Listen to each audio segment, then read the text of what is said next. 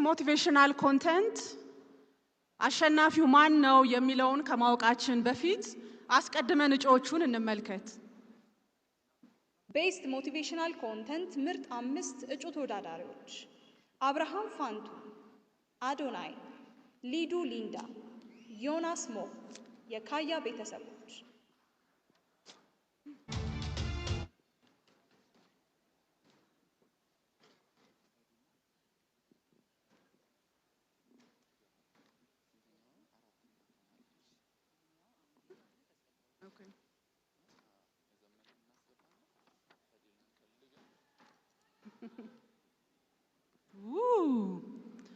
እስቲ አንድ ጊዜ አጨብጭቡ ፕሊዝ።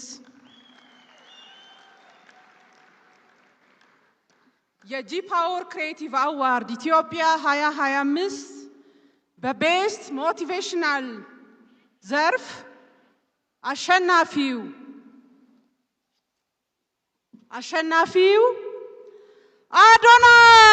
አዶናይ እንኳን ደስ አለ አዶናይ።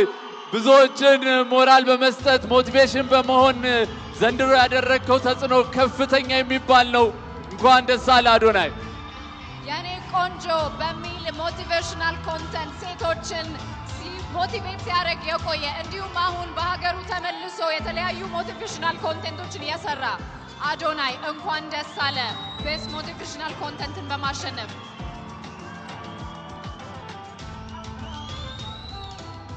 በድጋሚ እንኳን ደስ አለ።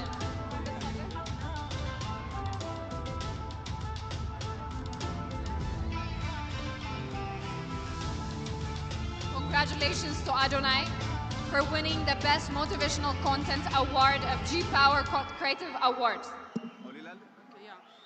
Adonai.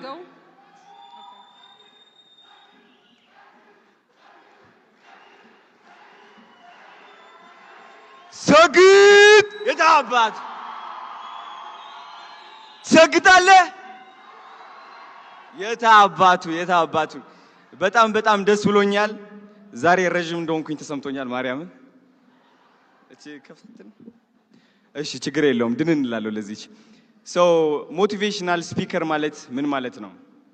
አይ ቲንክ ሞቲቬሽናል ስፒከር ማለት ዝም ብሎ ተነስቶ ይህን ካላደረክ ይህን ካልሆንክ የሚል ሰው አይደለም። ሞቲቬሽናል ስፒኪንግ ማለት እውነተኛ መሆን ነው። የውስጥህን ድክመት ማካፈል ነው። ከብዙ ሰዎች ጋር መመሳሰል ነው። እኔ ደግሞ ብዙዎቻችሁ ታቆኛላችሁ በጥንካሬ ብቻ ሳይሆን በድክመቴም ለራሱ ማለት ነው። እና ከሐቀኛ ሰው በላይ ማንም ሞቲቬሽናል ስፒከር የለም። እኔ ደግሞ ሁሉም ነገር አካፍያችኋለሁ። ከዚህ በላይም ገና እናካፍላለን፣ እንሰግጣለን፣ እንፈምሳለን። አዶናይ የራሱ እዚሁ ጋር ሞቲቬሽን ለሁላችንም ሰጥቶናል። ከልብ አድርገን እናመሰግናለን። ሽልማቱን የሰጡልንም ሁላችንም በጉጉት ስንጠብቀው የነበረው ፉክክሩ የበዛበት የጂ ፓወር ቲክቶክ ክሬቲቭ አዋርድ 2025 ፕሮግራም በቅዳሜ ቀን ከቀኑ 10 ሰዓት ጀምሮ በአዲስ ኮንቬንሽን ሴንተር የሚካሄድ ይሆናል። ታዲያ ፏፈሽ ብላችሁ በቦታው ላይ ተገኝታችሁ ጥሩ ጊዜ እንደምናሳልፍ ተስፋ እናደርጋለን። በቦታው ላይ ተገኝታችሁ ደግሞ ፕሮግራም መከታተል ለማትችሉ አርትስ ቲቪ በቀጥታ ስርጭት በዩቲዩብ በሁሉም ሶሻል ሚዲያ ፔጁ እንዲሁም ደግሞ በቀጥታ ስርጭት በቴሌቪዥን መስኮት ላይ የሚያስተላልፍላችሁ ይሆናል። ከቤታችሁ ሆናችሁ ሙሉ ፕሮግራሙን መከታተል ዘና ማለት ትችላላችሁ ማለት ነው። በመጨረሻም ለሁላችሁም መልካም እድልን እንመኛለን።